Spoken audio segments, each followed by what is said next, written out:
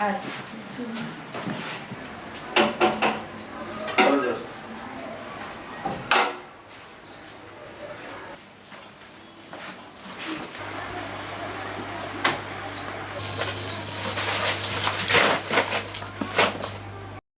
ए जी सुनी ना, रउआ राशन लाबे गइल रहनी और थैला पूरा खाली बा। राशन महंगा हो गईल बा हो। कितना महंगा बा? ये भैया लोग, हम इस गाना के माध्यम से बतावा तनी कि राशन कितना महंगा हो गईल बा मार्केट में।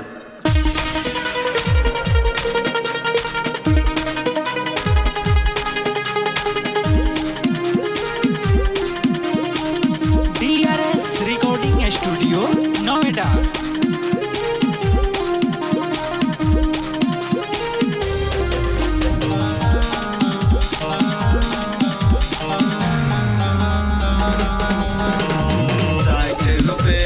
चावल बिकै छै 100 रुपए से दाल। 60 रुपए से चावल बिकै छै 100 रुपए से दाल।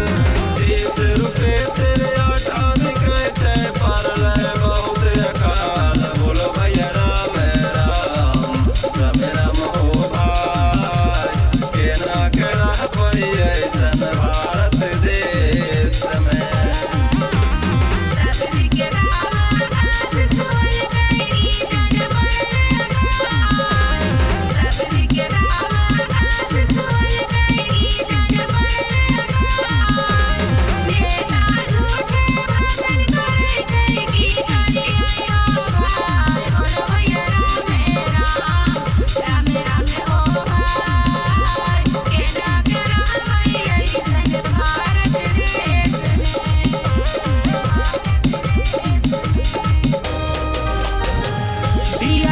Recording studio Noida.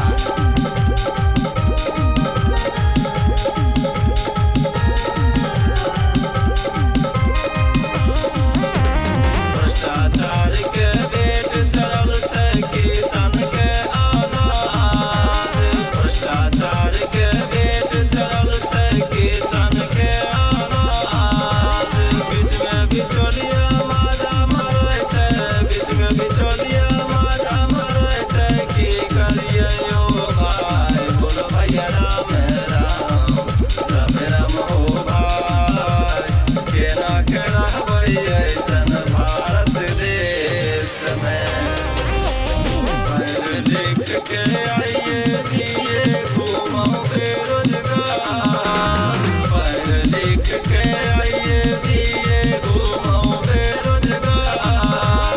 नेता साहेब पकोड़ा तले ले, नेता साहेब पकोड़ा तले ले कहै छै ओ भाई। बोलो भैया राम राम हो भाई, केना के रहबै ऐसन भारत देश में।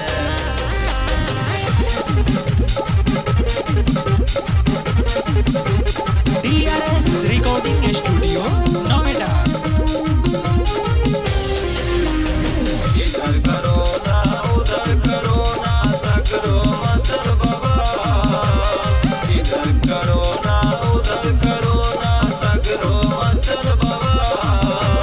कोरोना के आड़ में गिरनी निकाले, कोरोना के आड़ में गिरनी निकाले। की करिए हो भाई, बोलो भैया राम राम हो भाई, केना के रहबै ऐसन भारत देश में।